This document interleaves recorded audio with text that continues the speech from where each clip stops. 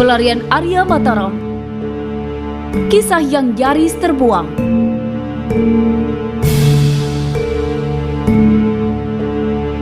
Dalam episode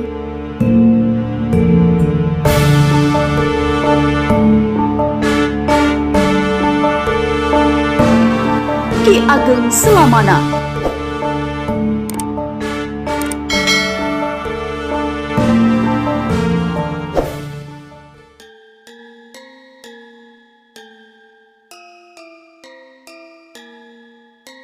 Melihat lawannya seperti orang linglung, Wong Segara langsung menyerang dengan cemeti apinya. Suara lecutan bercampur dengan sinar api yang membakar cemeti mengarah ke bagian mematikan dari tubuh Raden Kuning. Dalam keadaan itu, yang terlintas dalam pikiran Raden Kuning adalah bagaimana jika ia menggunakan kidung lir ilir. Ia akan membiarkan tenaga liar keris masuk, kemudian mengurung tenaga keris dengan menutup 7 titik syaraf di tubuhnya seperti petunjuk Eyang Kiai. Ia tak sempat lagi berpikir panjang karena cemeti lawan membabi buta menyerangnya. Raden Kuning melompat tinggi ke depan untuk menghindari pukulan cemeti. Serangan itu lolos karena Raden Kuning melompat jauh hingga keluar dari arena. Hei prajurit trik, jika kau jerik, segera pancung kepalamu sendiri. Wong Segara tertawa mengejek. Dalam hatinya ia merasa yakin jika Raden Kuning jerih terhadap serangan cemetinya. Melihat lawannya jumawa, Raden Kuning tidak menyia-nyiakan kesempatan. Ia kemudian menutup 7 titik jalan darahnya untuk meredam tenaga liar keris Kiai Layon. Dan benar saja, tenaga liar itu menyatu dengan tenaga dalam Kawedar yang baru dikuasainya. Hasil penggabungan 2 tenaga itu di luar dugaan Raden Kuning. Ia tidak saja berhasil menguasai tenaga liar keris Kiai Layon, namun tenaga dalamnya juga meningkat puluhan kali lipat. Segera Raden Kuning melompat kembali ke arena pertarungan dan menyerang musuhnya. Suara cemeti terbakar kembali terdengar. Keduanya saling serang. Terlihat sekali mereka sama-sama ingin cepat menyelesaikan pertarungan. Raden Kuning kemudian mengkombinasikan jurus kelima, jurus bumi, untuk mengalahkan lawannya. Jurus itu akan efektif jika bertarung menggunakan tangan kosong. Raden Kuning lalu merubah serangannya dengan menyasar ujung cemeti. Ternyata serangan itu berhasil dan Wong Segara akhirnya terpaksa beradu senjata untuk mempertahankan cemeti yang dipegangnya. Suara ledakan akibat beradunya senjata terdengar. Betapa kaget Wong Segara saat cemetinya melilit ujung keris. Senjata andalannya itu seperti lengket terkena lem. Belum reda masa kagetnya, ia kembali terkejut karena tenaganya tersedot lawan. Kamu menggunakan ilmu siluman. Teriakan Wong Segara tertahan. Tenaganya tersedot oleh keris. Melihat lawannya sudah pucat pasi, Raden Kuning yang menggunakan jurus bumi untuk menghentikan aliran tenaga dalamnya. Tetapi ia kaget bukan kepalang. Ternyata ada 2 kekuatan yang menyedot tenaga Wong Segara. Yang pertama karena penggunaan jurus bumi, dan yang kedua berasal dari keris Kiai Layon. Sedotan tenaga keris Kiai Layon itu tidak dapat dihentikan. Raden Kuning kali ini kembali mengucurkan keringat dingin. Terdengar suara nyaring. Keris Kiai Layon lepas dari cemeti. Wong Segara terjerembab. Wajahnya putih bagai kapas. Tenaga dalamnya terkuras hingga tersisa seperempatnya saja. Ada orang berkepandaian tinggi yang menyentilkan batu kerikil untuk menyelamatkan Wong Segara. Masya Allah, jahat sekali aura kerismu itu. Terlambat sedikit saja, pasti lawanmu itu akan tewas kehabisan tenaga. Coba aku lihat kerismu itu, cucuku. Ternyata Eyang Kiai yang melempar kerikil hingga nyawa Wong Segara bisa terselamatkan. Eyang. Raden Kuning lalu menyerahkan kerisnya. Hei kalian prajurit bayaran, apakah masih ada lagi jagoanmu yang ingin mengadu tanding dengan tamuku dari Jipang? Jika tidak ada, segeralah kalian minggat dari wilayah Tuban sebelum aku berubah pikiran. Suara Raden Haryo Balewot yang lantang memecah keheningan. Hampir 100 prajurit bayaran di bawah pimpinan Wong Segara meninggalkan arena pertarungan.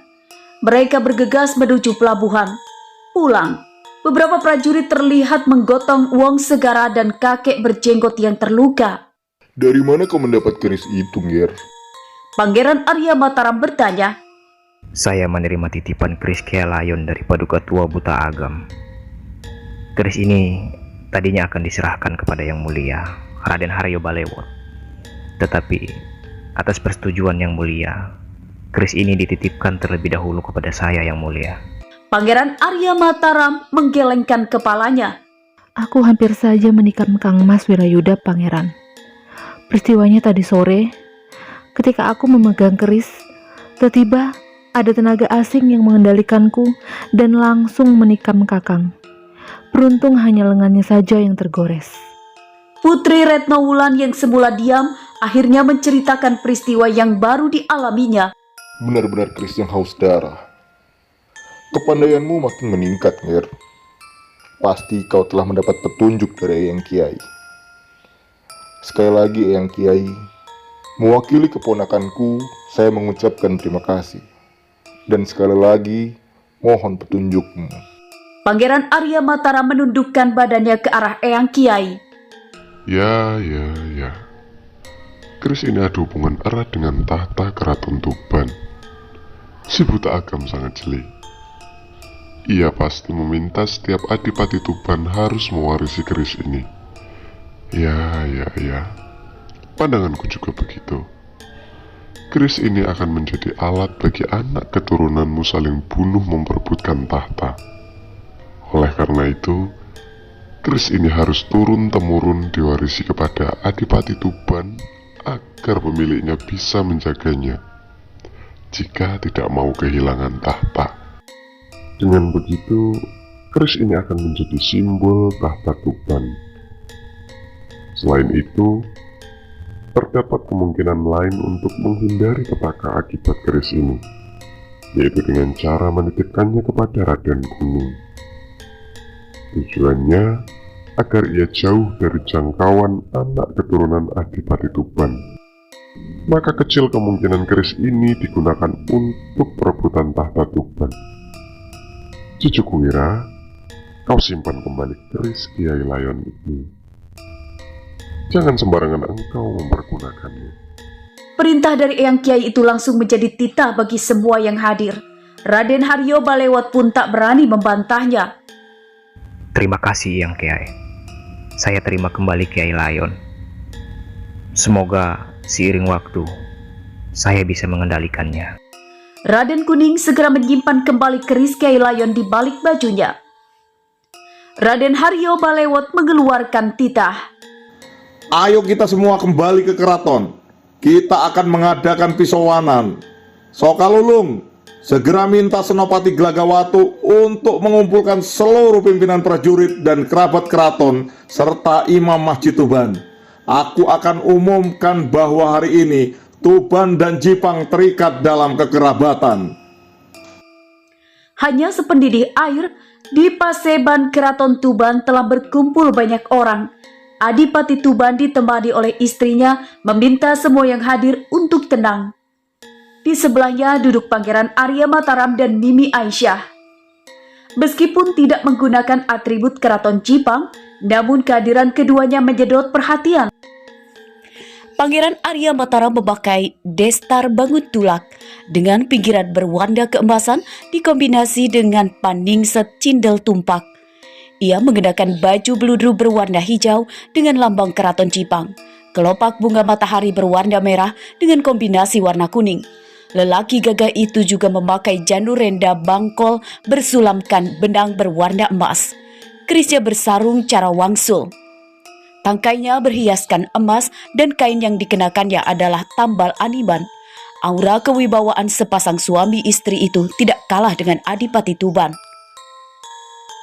Wahai pimpinan prajurit, kerabat keraton, dan seluruh yang hadir, hari ini aku mengadakan pisauanan untuk mengumumkan bahwa sejak hari ini Keraton Tuban dan Jipang bersaudara.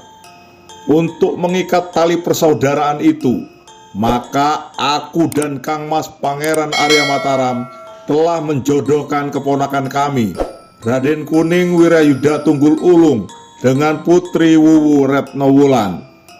Pernikahan mereka akan dilangsungkan segera setelah Raden Kuning menyelesaikan tugasnya sebagai prajurit Jipang di Malaka.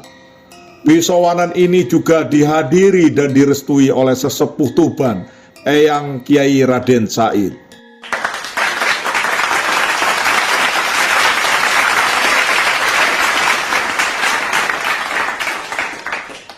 Tepuk tangan membahana di Paseban. Terdengar suara riuh rendah dari mereka yang menghadiri pisauwanan. Umumnya mereka memuji para Raden Kuning yang gagah dan tampan. Ada juga di antara mereka yang memuji Pangeran Arya Mataram dan istrinya Mimi Aisyah. Gamelan berbunyi dan melantunkan Barung Kala Ganjur.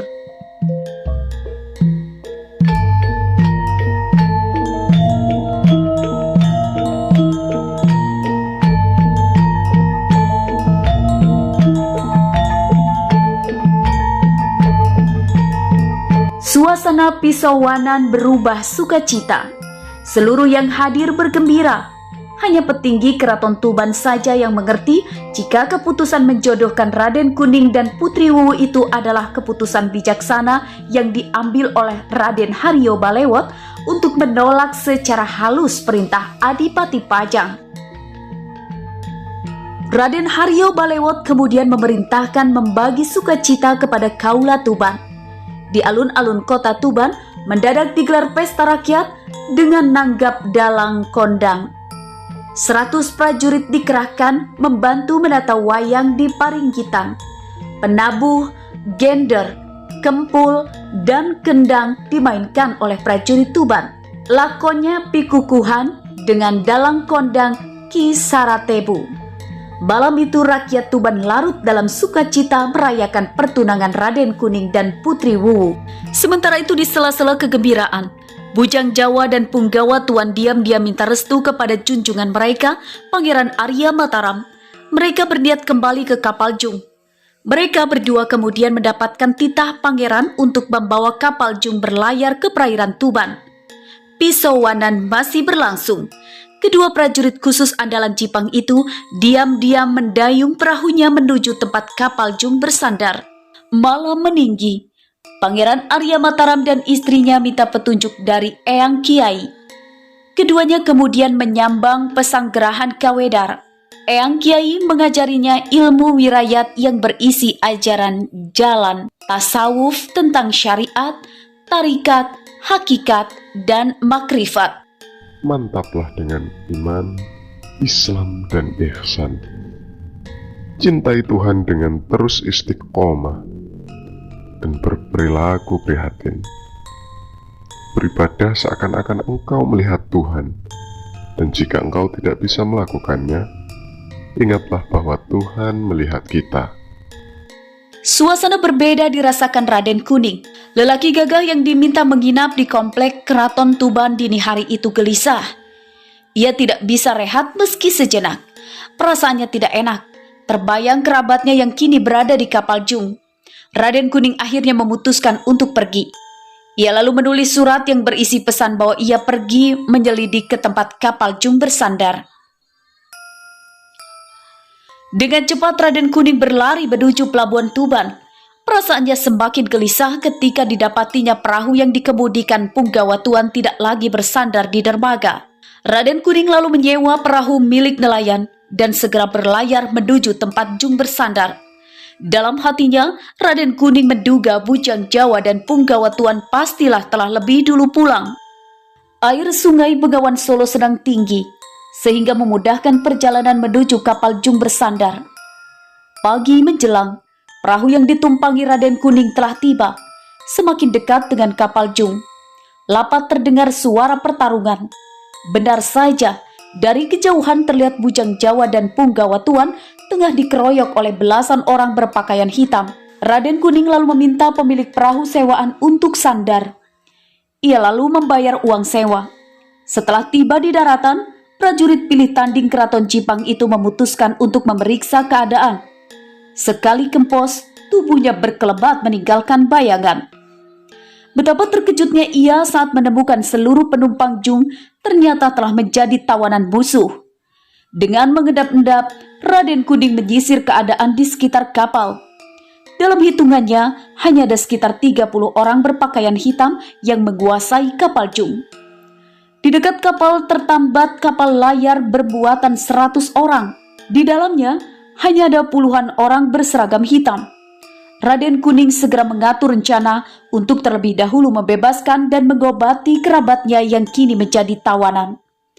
Raden Kuning lalu mengendap-endap hingga ke geladak kapal. Ruang tempat lawan menawan Sandra itu ada di ruang atas. Raden Kuning segera melumpuhkan penjaga berseragam hitam yang berjumlah 10 orang. Dengan sekali totok, mereka terkulai lemas. Rupanya mereka terkena racun asap. Raden Kuning bergumam pelan. Dilihatnya Punggawa Kedum juga masih dalam keadaan semaput. Andaikan Punggawa Jipang itu tidak diracuni, pastilah banyak pihak musuh yang sudah dihajarnya. Raden Kuning lalu menyalurkan tenaga dalamnya. Anehnya, meskipun telah mengalirkan tenaga dalamnya, orang yang diobatinya masih belum juga siuman. Raden Kuning terngiang obrolannya dengan tua buta agam bahwa keris Kiai Layon dapat mengobati orang yang terkena racun. Ia seperti mendapat petunjuk. Kiai Layon segera diloloskan dari warangkanya dan ditempelkan ujung gagang keris berbentuk ular kobra itu ke mulut dan hidung Punggawa Kedum. Punggawa Kedum muntah dan kejang-kejang. Raden Kuning panik. Adakah yang salah dengan pengobatannya? Ataukah keris Kiai Layon kembali meminta korban jiwa? Ada apa denganku? Tadi tiba-tiba kepalaku pusing dan mataku berkunang-kunang. Punggawa Kedum siuman. Setelah muntah, kesadarannya kembali. Raden Kuning menghembuskan nafas lega. Tak salah, ternyata Kiai Layon berhasiat mengobati racun. Kapal kita diserang musuh. Mereka menahan kalian semua di ruang atas kapal. Masih banyak musuh di luar. Bujang Jawa dan Punggawa Tuan sedang menghadapi mereka.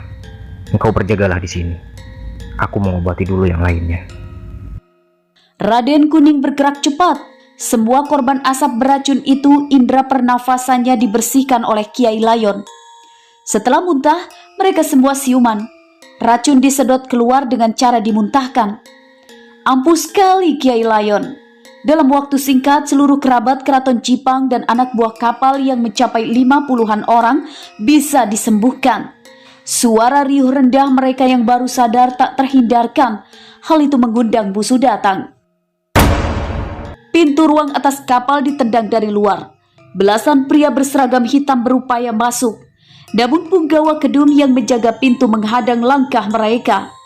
Tak leluasa bertarung di tempat sempit, Punggawa Kedum segera melompat keluar. Ia memasang kuda-kuda untuk menghadapi keroyokan orang-orang berseragam hitam. Hampir berbarengan, Raden Kuning juga melesat keluar. Dalam hitungan Raden Kuning ada 12 orang berseragam hitam yang kini berhadap-hadapan dengannya. 10 orang penjaga tawanan yang dilumpuhkannya sudah tidak ada lagi di atas kapal. Musuh yang baru datang ini sedikit berbeda dengan yang dilumpuhkan Raden Kuning. Perbedaannya, 12 orang ini memakai destar berwarna kuning di kepalanya, yang sebelumnya tidak. Langkah-langkah mereka juga ringan. Kentara sekali bahwa mereka memiliki kepandaian lumayan. Buat barisan! Pria berseragam hitam segera membentuk formasi. Melihat formasi itu, Raden Kuning akhirnya mafhum bahwa mereka pastilah kelompok perguruan Wanakerta. Selama ini murid perguruan itu jarang menampakkan diri dan cenderung menutup dengan dunia luar. Pimpinannya adalah Ki Ageng Selamana. Perguruan itu disebut-sebut memiliki ilmu yang aneh, di antaranya formasi Jogo Lebur. Akan sulit melumpuhkan lawan dengan cepat jika mereka memainkan formasi itu. Namun Raden Kuning tak kehabisan akal. Punggawa Kedum, engkau keluarkan tenagamu untuk menggoyangkan kapal. Dengan begitu, formasi mereka akan mudah dipatahkan. Seketika kapal bergoyang dihentak tenaga Punggawa Tuan yang disalurkan lewat hentakan kakinya. 12 orang berpakaian hitam kaget dan berupaya mempertahankan kuda-kudanya. Namun di saat itu Raden Kuning telah memainkan jurus ketiga Sangkan Paraning Dumadi, yaitu melampah ingkang lurus. Langkah-langkah kakinya cepat dan langsung menendang ke sana-sini membuat lawannya kehilangan formasi. Dengan cepat 12 orang itu terlempar ke sungai. Raden Kuning yang tak mau gegabah mengeluarkan seluruh tenaga dan kemampuannya. Satu persatu lawannya terlempar ke dalam sungai. Orang ke-12 melompat sendiri ke air dan menyelamatkan teman-temannya yang tenggelam. Di buritan kapal masih terdengar suara orang bertarung. Raden Kuning segera melesat ke sana. Punggawa Kedung tetap berjaga di posisinya. Raden Kuning datang di saat yang tepat. Saat itu Bujang Jawa dan Punggawa Tuan terdesak. Mereka bertemu lawan tangguh. Raden Kuning melihat bahwa 6 orang yang mengeroyok mereka juga berpakaian hitam-hitam. Yang membedakan hanyalah warna destarnya. Kali ini mereka menggunakan destar berwarna hitam. Sepertinya destar memang menjadi penanda tingkatan murid perguruan Wanakerta. Pria berdestar hitam pastilah murid utama perguruan. Wajar jika Bujang Jawa dan Punggawa Tuan keteter. Apalagi dilihatnya 6 orang itu mendapat bantuan dari gurunya langsung yang duduk bersila di buritan kapal. Tak mau berlama-lama menonton, Raden Kuning langsung masuk ke arena pertarungan dan memukul dengan jurus bumi. Bujang Jawa dan Punggawa Tuan lega dengan kedatangan Raden Kuning. Mereka berdua langsung melompat mundur. 6 orang lawannya semua berseru kaget. Mereka seperti memukul kapas dan tangannya tak mau lepas. Hanya seperti di air, keadaan berbalik. Saat ini mereka yang berada di ujung tanduk. Raden Kuning tak mau memberi hati. Mereka kalah jumlah. Untuk dapat mengamankan kapal, ia harus memastikan musuh-musuhnya tak bisa membuat onar lagi. Sangkan Paraning Dumadi. Ternyata masih ada anak muda yang menguasai ilmu langkah itu. Siapakah engkau, anak muda? Apa hubunganmu dengan Sunan Kudus? Kalau aku tidak salah menilai, penjenengan adalah Ki Ageng Selamana, pimpinan perguruan Wanakerta. Engkau yang sudah tidak pernah mencampuri urusan dunia luar, mengapa tiba-tiba memusuhi kami? Kami ini hanyalah orang-orang pelarian yang hanya ingin meneruskan terah keturunan keraton Jipang. Sepengingatku, orang-orang Jipang tidak pernah ada masalah dengan Wanakerta. Namaku Raden Kuning Wirayuda. Aku salah satu cucu murid dari Eyang Sunan Kudus. Mohon penjelasanmu, Ki Ageng. Semua yang engkau katakan itu benar adanya, Raden Kuning. Tetapi inilah memang takdir yang tak bisa kuhindari.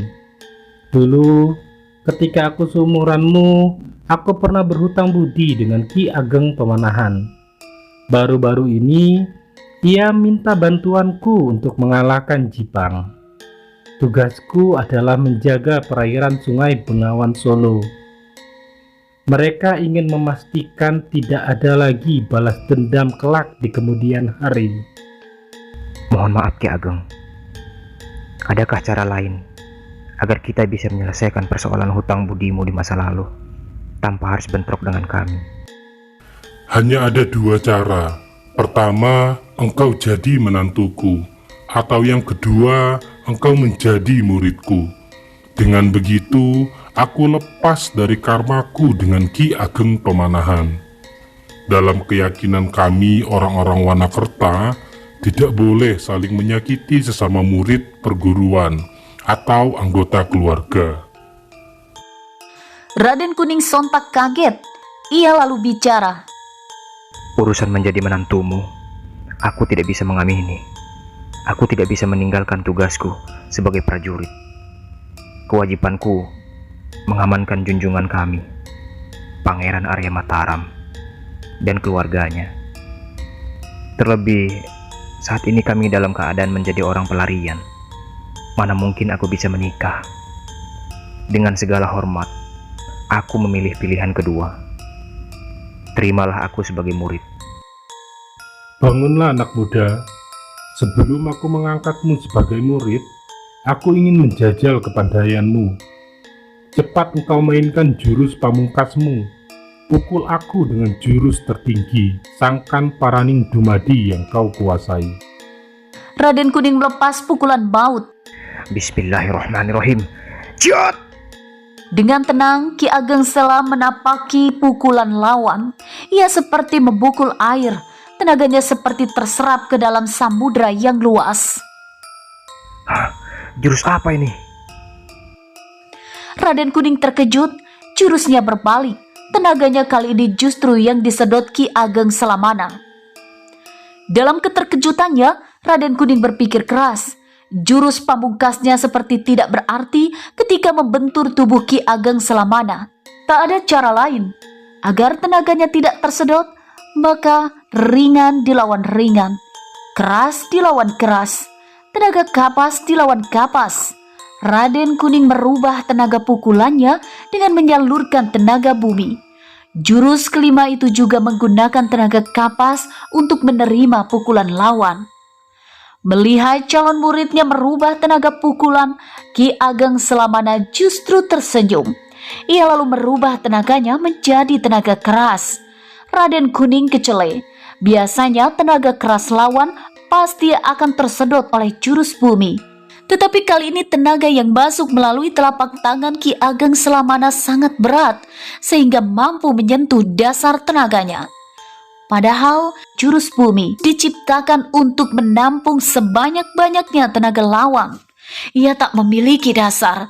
Tenaga yang masuk akan amblas seperti membukul ruang hampa. Namun tenaga Ki Ageng Selamana seperti memiliki gravitasi sehingga mampu menyentuh dasar jurus bumi. Raden Kuning pucat pasi.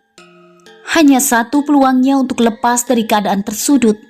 Ia belum pernah menggunakan jurus keempat, Matisak Jeroning Urip. Jurus itu memang jarang dimainkan karena sifatnya tidak menyerang atau bertahan, melainkan diam. Raden Kuning menutup aliran darahnya sehingga tenaga dalam lawan yang berat tidak lagi dirasakannya. Pilihan memainkan jurus Matisak Jeroning Urip memang tepat untuk keluar dari desakan tenaga lawan. Dalam keadaan diam, tenaga berat Ki Ageng Selamana kehilangan gravitasi seperti di ruang hampa. Hebat kau Raden Kuning. Engkau berhasil mengatasi seranganku. Memang kau pantas untuk kuangkat menjadi murid. Ayo, beri hormat gurumu ini. Hahaha. Ki Ageng Selamana kegirangan. Dirangkulnya tubuh muridnya itu seraya menepuk-nepuk bahu kegirangan. Nci Guru, aku hanya berupaya mengatasi tenaga guru yang berubah-ubah. Jika guru berniat jahat, tentu tamatlah riwayatku sekarang. Raden Kuning menjura taksim. Aku lihat engkau telah menguasai 6 jurus dari 11 jurus Sangkan Paraning Dumadi. Tenaga dalammu juga sangat kuat. Engkau memang berjodoh denganku, dan itu berarti engkau belajar ilmu ini dari sumber aslinya. Sesuai namanya, jurus ini tercipta dari falsafah kejawen. Dalam perkembangannya, banyak sekali perubahan atas jurus itu. Tetapi, inti dari penerapannya sama saja, hanya berubah nama. Ikuti aku. Akan kuterangkan kepadamu makna dari falsafah jurus-jurusmu. Ki Ageng Selamana berkelebat menuju daratan. Ia berhenti di bawah pohon beringin yang rindang. Di bawah pohon itu, guru dan murid saling bertukar ilmu kehidupan. Dalam falsafah Jawa, Sangkan Paraning Dumadi merupakan ajaran tentang bagaimana cara manusia menyikapi kehidupan. Sangkan artinya asal muasal, paran adalah tujuan, dan dumadi artinya yang membuat jadi atau pencipta. Secara mudah, Sangkan Paraning Dumadi dapat diartikan dari mana dan akan kemana kita. Jawabannya satu, kepada Sang Pencipta. Seluruh alam semesta akan kembali kepada Sang Pencipta. Raden Kuning hanya menganggukkan kepalanya.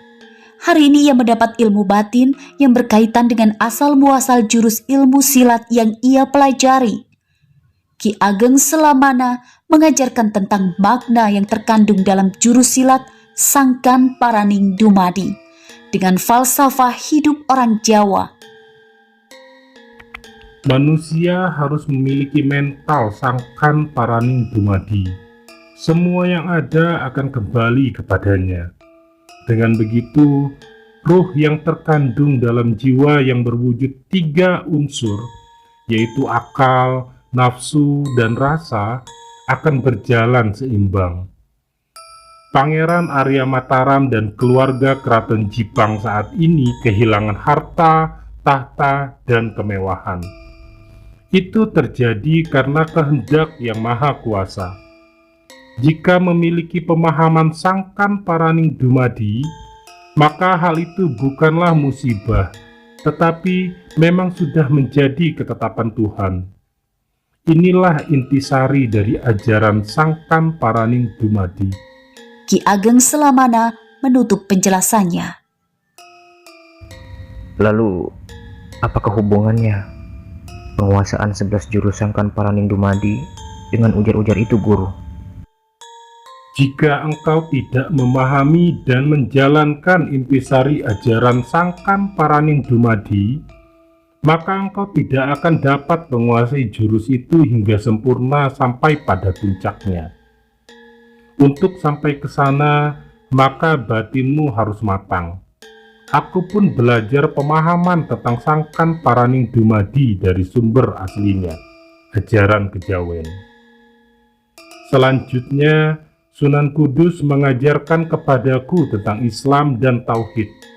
Hingga usiaku yang sudah lewat 60, aku pun belum dapat menghubungkan secara total antara pemahaman dan pencapaian sangkan paraning dumadi sebagai sebuah ilmu kanuragan dengan makna yang terkandung di dalamnya. Coba engkau mainkan jurusmu, sangkan paraning dumadi yang engkau kuasai. Raden Kuning kemudian melompat ke belakang. Cahaya matahari seharusnya sudah tinggi saat itu. Namun cuaca mendung membuat sinarnya tak sampai di tempat kedua guru dan murid itu berada, di pinggiran aliran sungai Bengawan Solo. Raden Kuning lalu memasang kuda-kuda jurus pertama Bene Muyen. Jurus itu hanya berdiri dari kuda-kuda pertahanan dan pukulan, serta tendangan tak beraturan seperti tanpa pola. Tetapi jika dicermati pada langkah ke-9 dan ke-10, terdapat pola berulang di sana. Selanjutnya, jurus kedua, Sanjang Singsai. Jurus ini menggunakan indera perasa untuk mengetahui gerakan lawan dan merupakan jurus bertahan. Jurus ketiga adalah Melampah Ingkang Lurus. Sesuai dengan namanya, jurus ini lebih mengutamakan langkah kaki yang berfungsi sebagai pertahanan dan sekaligus serangan. Jurus keempat adalah Mati Sak Jeroning Urip. Jurus keempat bukanlah jurus bertahan atau menyerang. Pada intinya, jurus ini membuat orang yang menggunakannya dalam keadaan netral. Dengan menguasai jurus ini, maka Raden Kuning dapat mematikan semua inderanya sehingga mirip dengan orang yang mati suri. Jurus kelima adalah Bumi. Keutamaan jurus Bumi adalah menggunakan tenaga halus, sehingga tubuh menjadi seperti kapas. Jika bentrok dengan tenaga dalam lawannya, maka tenaga lawan seperti menghantam samudra yang tak bertepi, sehingga akhirnya tenaga lawan tersedot dan lemas terkuras. Jurus keenam adalah Jemar Ingkang Dangu. Jurus ini adalah jurus menyerang dengan melepas pukulan berisi tenaga dalam yang mampu membuat lawannya terpanggang. Hanya sampai di situ yang baru bisa saya kuasai, Guru. Selebihnya, saya belum dapat mengartikan ujar-ujar dalam sangkan paraning dumadi karena keterbatasan kemampuan berpikir saya. Mohon petunjuk, Guru. Baiklah, aku akan memberikan petunjuk 2 jurus ke-7 dan ke-8. Toyo ing uripan dan lesus sing purun damel. Perhatikanlah gerakan ini. Ki Ageng Selamana segera melompat ke depan dan memainkan jurus ke-7 dan ke-8. Jurus Toyo ing uripan diawali dengan kedua tangan dirapatkan di depan wajah, kemudian membuat gerakan melengkung dari atas ke bawah dan ke atas lagi. Kemudian kedua tangan dibalikkan dan digerakkan sebahu, lalu tubuh Ki Ageng Selamana melompat bergulingan di udara hingga 2 depa. Selanjutnya, tubuhnya mencelat ke atas lalu menukik turun dengan tangan bersila menusuk ke bawah. Debu bercampur tanah mencelat ke segala penjuru akibat terkena pukulan Ki Ageng Selamana. Tanah yang terkena pukulan itu berlubang hingga 3 tombak. Air di aliran sungai Bengawan Solo langsung memenuhi lubang yang baru terbentuk itu. Masya Allah, dahsyat sekali akibat pukulan jurus Toyo ing Uripan. Tanpa menarik nafas, Ki Ageng Selamana kembali mempraktekkan jurus ke-8 Lesus Sing Purun Damel. Tangannya dirapatkan dan diangkat ke atas, sedangkan kaki mengempos di tanah hingga tubuhnya mencelat ke atas, kemudian turun dengan tubuh berputar seperti gasing. Putaran itu sedemikian hebatnya, hingga pohon beringin yang berdaun ringan itu meranggas. Seluruh daunnya copot dan berputar-putar di udara. Dengan aba-aba teriakan, daun yang berputar itu bergerak mengikuti arah tangan Ki Ageng Selamana yang memukul ke arah pohon. Akibatnya luar biasa, batang pohon besar itu roboh karena dihantam oleh daunnya sendiri. Raden Kuning langsung menirukan gerakan yang baru saja dimainkan oleh gurunya Ki Ageng Selamana.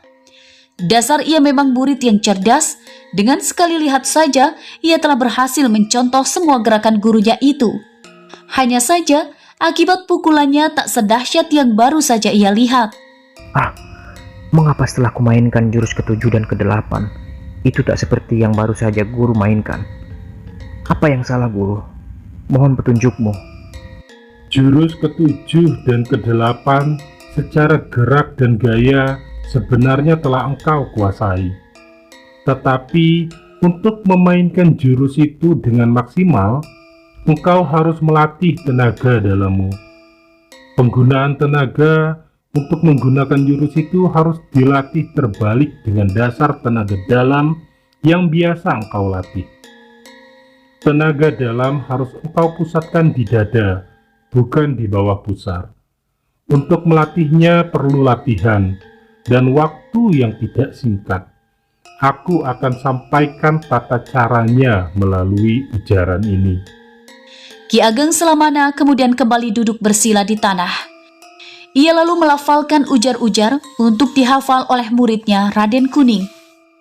Jika satu adalah tidak sama dengan satu, maka satu adalah aku, dan satu lainnya adalah semesta. Satu aku itu adalah persekian dari satu lainnya. Oleh karena itu, aku harus meletakkan tenagaku sebagai benteng di dada. Akan tiba saatnya nanti, satu aku itu sampai ke seluruh pembuluh darah dengan pertanda tiupan nafas. Jika satu aku lebih dari satu, maka satu aku tidak ada bedanya dengan satu lainnya. Maka satu aku haruslah tetap satu, bukan lebih dari satu atau kurang satu. Ki Ageng Selamana kemudian berkelebat meninggalkan kebingungan yang melanda pikiran Raden Kuning. Sayup-sayup masih didengarnya suara gurunya berkata, Selamat mempelajari petunjukku, Raden Kuning. Semoga engkau dapat memahaminya. Aku pamit. Anak-anak murid perguruan Wonokerta juga telah pamit. Segeralah engkau meninggalkan tempat ini dengan kapal junjunganmu. Wassalamualaikum. Raden Kuning tertegun di pinggir air.